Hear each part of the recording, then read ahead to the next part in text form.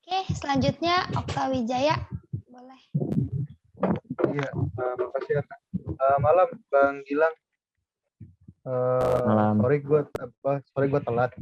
BTW pengen nanya ini sih tentang top of mind dalam stand up gitu. Kan kebetulan kan gue kan punya materi soal Cina ya, karena kan secara penampilan agak Cina gitu. Akan tetapi yang menjadi ketakutan gue adalah ketika materi Cina gue ini selalu dipersepsikan, loh kok ini mirip kayak Ernest Prakasa, kok ini mirip kayak Erwin Wu dan segala macam.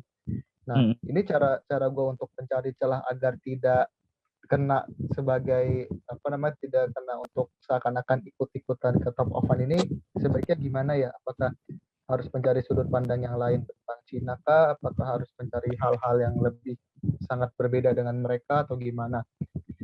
Itu sih Bang pertanyaan pertama. Tapi lu Cina? Enggak, secara fisik doang. Oh, ya. Sebenarnya dari situ aja udah beda kan. Kalau si Erwin sama Ernest misalkan, kalau misalnya takut sama kayak mereka emang Cina beneran.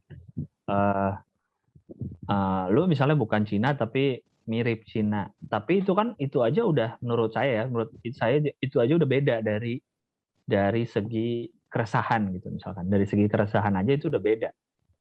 Belum lagi nanti masuk ke sudut pandangnya atau belum lagi nanti masuk ke sikapnya gitu. Lu menghadapi orang ngira lu Cina tuh gimana misalkan. Lu menghadapi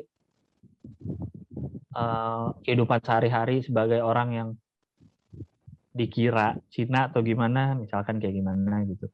Itu kan udah akan beda sih menurut saya sih. Dari segi materinya outputnya harusnya jadinya beda sih gitu.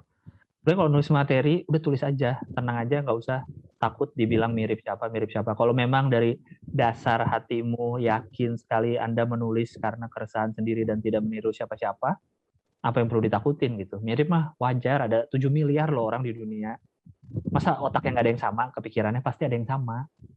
Tenang aja gitu. Makanya itulah yang bikin, kan komedi yang bikin lucu kan relate.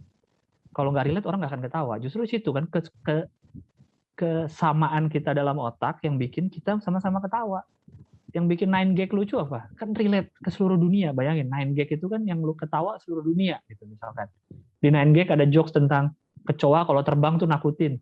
Mungkin yang ngeposting jokesnya tuh orang entah di belahan dunia mana gitu. Tapi gue di Indonesia, di rumah gue di Jakarta ngelihat itu ikut ketawa. Coba bayangin betapa universalnya gitu otak manusia. Jadi menurut gue nggak usah terlalu takut ini akan mirip siapa. Selama lu yakin dalam diri lu nih, lu nulis keresahan sendiri tidak niru siapa-siapa, mungkin ada terinspirasi, nggak apa-apa. Tahu lah batasnya mana yang benar-benar pure jiplak atau enggak gitu. Menurut gue tenang aja sih, nulis aja. Kecuali emang di hati lu udah busuk, di hati lu udah tahu ini aku nyuri gitu. Ya itu beda lagi urusannya. Tapi kalau enggak sih menurut saya tulis aja materi, nggak usah takut sama, nggak usah takut atau apalagi takut dibilang orang mirip ini kayak gitu sih. Menurut saya tenang aja, kalau lu tahu lu nggak nyuri gitu. Nah terus ada lagi sih Bang, ada dua lagi sebetulnya lanjutannya tuh tentang observasi sih Bang. Nah sebetulnya untuk menentukan sebuah materi observasi itu apakah kita tulis yang menurut kita lucu atau kita mencari poin per poin, karena kan tadi sebelumnya Bang Gilbas ngomong kalau contohnya kayak materi pecel lelenya Bang Ali Akbar gitu kan, kayak benar-benar dicari fakta-fakta baru tuh lebih dalam lagi faktanya. Apakah nyari materi observasi itu cukup untuk cari faktanya aja tapi lucunya belakangan atau gimana tuh? Kalau saya kayak gitu, faktanya dulu, lucunya belakangan. Tapi biasanya udah ada kepikiran tuh kayak hal-hal yang lucu gitu. Misalnya gini, saya materi pribadi saya, favorit saya yang punya saya sendiri adalah yang angkot, yang toilet, sama yang ojek online. Itu 3 materi saya pribadi yang belum tentu setahun sekali saya bisa nulis materi yang menurut saya paling baik itu selama hidup saya tuh. Selama hidup saya di stand up comedy, 3 materi itu yang menurut saya terbaik buat saya. Setelah saya lihat materi-materi itu bisa bagus ya, menurut saya karena semuanya saya alamin sendiri gitu. Saya nggak perlu riset, nggak perlu googling. Saya ngalamin sehari-hari semua tuh, ke toilet umum, naik ojek online, sama naik angkot. Bertahun-tahun saya ngalamin itu semua, sampai akhirnya baru kepikiran jadi materi. Biasanya itu muncul dari apa ya? Dari tiba-tiba aja gitu. Saya ingat nulis materi yang angkot tuh, lagi di Bandung, lagi naik angkot, terus ngelihat stiker-stiker kampus itu di pintu yang kelipet. Terus saya ngeliatin aja, kok selalu ada stiker-stiker kampus di sini ya. Terus kayak, terus jadi catet. Terus pas saatnya saya lagi pengen nulis gitu soal materi soal angkot, jadi keluar lagi tuh semua ingatan-ingatan tentang angkot yang ada dari masa lalu. Kok muncul semua tuh. Fakta-fakta aja dulu, kalau dulu sering berdiri di pintu bertiga, berempat waktu SMP tuh. Pernah gini. Oh, jadi banyak tuh keluar tuh. Karena materi yang itu kebetulan adalah soal pengalaman, jadi nggak perlu riset kemana-mana, tinggal keluarin lagi ingatan dan kepekaan aja sih. Misalnya kalian ada yang setiap hari ke kantor naik motor misalkan, itu jadi hal yang biasa sehingga lu nggak nganggep itu aneh lagi. Padahal kalau mungkin lu perhatiin, ada mungkin banyak ribuan hal lucu yang bisa muncul tuh dari kebiasaan kita naik motor setiap hari ke kantor. Itu kan karena kita yang ngalamin, jadi kadang tuh kita kayak nggak ngerasa itu spesial ya nggak, kayak ya udah gue naik motor kok, apa anehnya tiap hari gitu.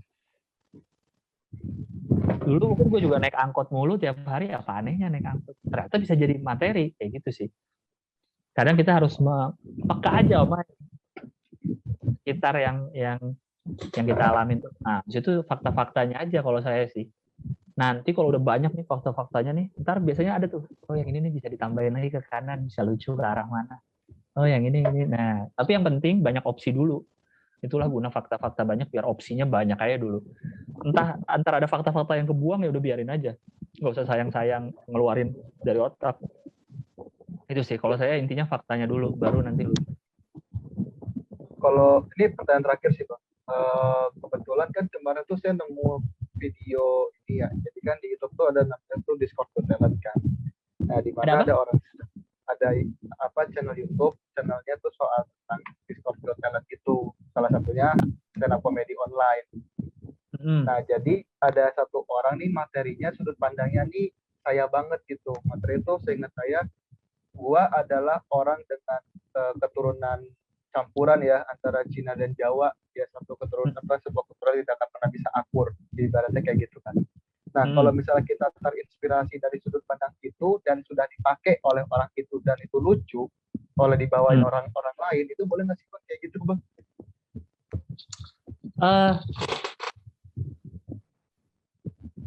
Maksudnya dibawain persis atau apanya nih? Iya, jadi ada orang bawa materinya tuh tentang gua berasal dari dua keturunan satu keturunan tidak akan pernah bisa akur, yaitu Cina dan Jawa. Itu meledak tuh, works banget buat dia ya. Nah, kebetulan sudut pandang saya dan apa yang ada dari dalam diri saya tuh seperti itu juga tuh Bang. Nah, itu untuk pengguna sudut pandang seperti itu dibolehkan atau tidak ya? Karena sampai hari ini sebenarnya sempat nulis soal itu, cuman kalau untuk dibawa agak ragu, takutnya kan malah disangkanya kan maling materi orang atau kayak gimana, karena sudut pandangnya ini sama persis gitu istilahnya. Iya. Kayaknya ya, ini kalau menurut saya kayaknya kalau cuma sekedar, misalnya saya keturunan Jawa dan Cina, dua hal yang biasanya selalu bertentangan gitu, tapi saya dalam satu diri saya, itu kayaknya belum jadi materi sih menurut saya. Itu masih, ya udah, yang keturunan Jawa Cina kan ada, kebetulan cuma 3 ya di Indonesia, kan enggak dong, ada jutaan yang keturunan Jawa dan Cina kan sangat banyak. Sama aja kayak yang komik yang, aduh jadi mahasiswa tuh nggak enak ya. Terus kalau dia udah nggak enak jadi mahasiswa, masa orang lain nggak boleh nggak enak jadi mahasiswa? Itu kan hitungannya masih masih resah atau masih belum sikap banget lah gitu, belum dimasukin sikapnya. Kalau menurut saya, jadi kalau misalnya masih segitunya kayak masih nggak apa-apa. Cuma kelanjutannya itu kemana kelanjutannya? Misalnya dengan saya keturunan Jawa sama Cina nih gitu. Kemana nih arahnya nih? Itu harusnya itu yang bikin beda sih secara sikap dan secara sudut pandang dari orang Jawa Cina lainnya gitu. Misalkan Jawa Cinanya lu kebelahnya kanan kiri gitu, misalkan yang kanan Cina, yang kiri Jawa gitu, misalkan, atau keturunannya nih kemana nih, setengah-setengahnya nih, ya gitu. Itu kan itu yang jadi beda kalau menurut saya sih. Dari itu start awalnya, tapi arah jalannya sih harusnya beda tergantung sudut pandang sama sikap yang mau kita ambil. Gitu. Oke, makasih Bang. Oke, selanjutnya Kak Rangga, boleh Kak?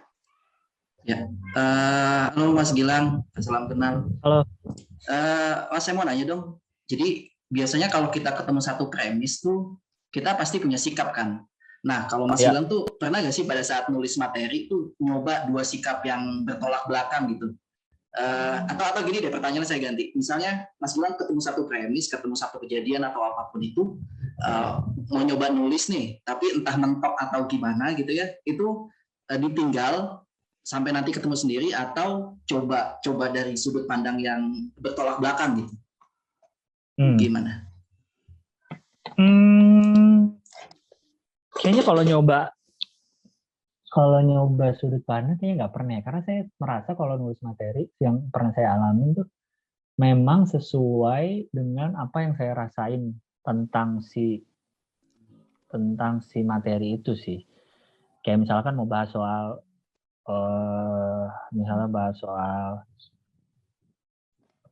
soal pesawat presiden gitu, ganti cat. Ya udah, apa yang dialami, misalnya saya melihatnya ngapain ya pesawat presiden ganti cat, misalnya itu yang saya pikir itu, ngapain ganti cat, emang harus banget, emang ada yang merhatiin, sebelumnya aja gue nggak tahu bahkan warnanya biru, kayak gitu. Ya udah, saya akan go with the flow, sikap saya ke situ gitu. Berarti emang itu yang saya rasain gitu loh. Karena kalau saya merasa mentok nih, coba seneng deh, aduh aku seneng banget deh ngelihat pesawat presiden ganti cat, aku udah bosen lihat warna birunya, itu kan jadinya diada-adain sikapnya, malah jadi susah. Kalau nggak tahu ya, saya belum pernah soalnya nyoba ngubah sikap gitu, saya belum pernah nyoba sih. Cuma nggak tahu ya, saya mikirnya gini, kalau kita sikapnya beneran, itu percabangan materi itu kebuka sendiri tanpa kita paksain, kayak gitu sih Mas. Biasanya misalnya ngelihat ibu-ibu pakai legging macan di mall, itu nggak perlu kita tulis di kertas, udah keluar 5 menit sendiri tuh materi, ya kan? Ibu ngapain sih pakai legging macan di mall? Emang nggak ada celana lain di seluruh lemarinya gitu? Terus emang nggak malu? Emang suaminya nggak bilang apa-apa? Emang anaknya di rumah nggak nyuruh ngelarang ibunya jangan keluar pakai legging di mall? Apalagi naik angkot lagi kan? Udah ngoceh sendiri tuh tanpa ditulis.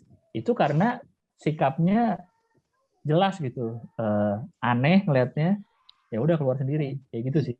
Karena biasanya kalau memang sikapnya kerasa sendiri dan natural, keluarnya lebih gampang gitu, tanpa dicari-cari udah keluar sendiri tuh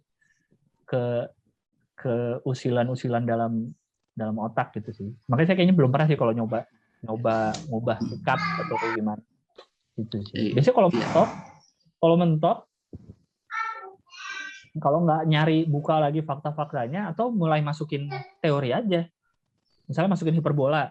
Nah, ini bisa nggak dimasukin hiperbola nih? Atau jadi analogi ya.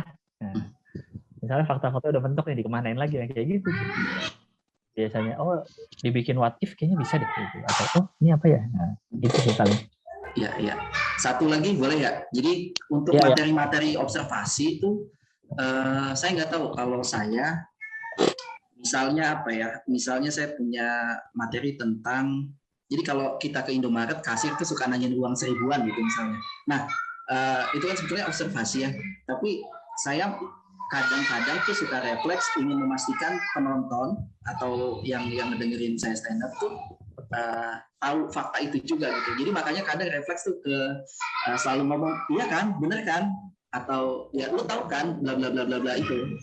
Nah, nggak tahu, saya ngerasa kadang-kadang itu cukup mengganggu gitu. Jadi kalau misalnya kita cerita banyak fakta, kadang-kadang refleks bilang iya kan, tahu kan gitu. Menurut Mas Gilang, gimana caranya supaya kata-kata itu nggak keluar gitu? Itu ya nggak? Iya. Kayaknya mungkin itu kayaknya bagian dari apa ya? Bagian dari entah grogi, entah apa, sehingga kata itu keluar.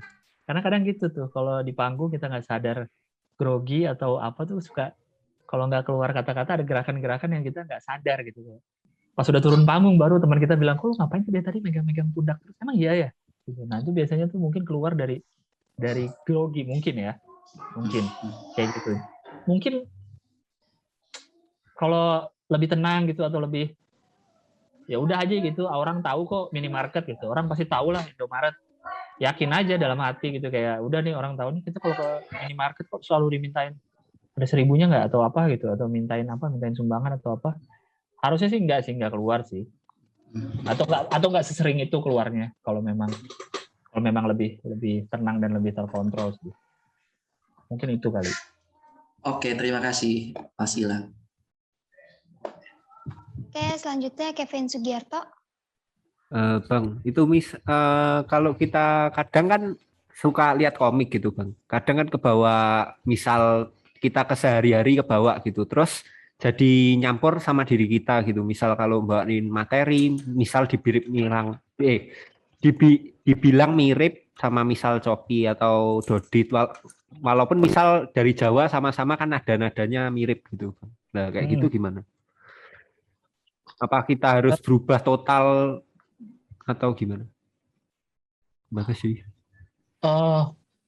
Enggak sih, apalagi itu ya, maksudnya logat, misalnya logat atau cara ngomong. Kan yang orang Jawa kan nggak cuma bertiga gitu, nggak cuma sama Dodit gitu. Sama yang lain kan banyak orang Jawa, dan yang emang orang Jawa logatnya gitu nggak bisa diubah lagi gitu. Kalau menurut saya kalau cuma masalah logat atau apa nggak perlu takut dibilang mirip sih, karena ya emang udah bawaan aja kayak gitu. Pasti kan nanti bentuk materinya atau cara ngarah materinya kemana pasti kan yang akan membedakan di situ kayak gitu sih. Jadi nggak perlu takut soal logat atau apa mirip terus jadi dimirip-miripin gitu. Ya mungkin orang jadi keinget misalnya, oh Jawa nih keinget Dodit, atau oh Jawa keinget siapa kayak gitu. Paling cuma keinget doang kan. Paling juga dibandingin sih, lucuan Dodit nggak usah deh, ini nggak usah stand up. Nggak deh. Tapi ya maksudnya tenang aja, kalau cuma masalah logat mah orang pasti banyak yang sama gitu. Jadi nggak perlu takut. Ya kayak komik Batak lah, komik Batak ada banyak banget, beda-beda semua kan. Walaupun sama-sama ngajak berantem semua, tapi kan beda-beda materinya, ngarahnya beda-beda. Itu sih, gampang dilihat dari situ aja. Oh iya Bang. Bang mau tanya lagi. Kalau misal kan punya premis itu ada, aku sendiri pernah ditolak banyak orang gitu Bang. Nah itu apakah kita harus riset juga, tanya ke cewek-cewek yang nolak itu kenapa nolak gitu, apa nggak usah Bang? Atau mending langsung di kan observasi, ada observasi. tapi itu misalnya gini, kayak saya bikin materi soal angkot, saya kan juga nggak nanya ke supir angkot, gimana sih, kenapa sih suka berhenti di tengah jalan, kenapa sih suka ngitung duit sambil nyetir gitu. Karena nggak perlu saya tahu sudut pandang dia kalau saya ya, karena materi saya adalah ini sudut pandang gua tentang angkot, gua mau cerita, lu pada dengerin semua gitu. Ibaratnya gitulah kasarnya. Ini sudut pandang saya tentang angkot sebagai pengguna sehari-hari gitu bertahun-tahun. Gitu sih.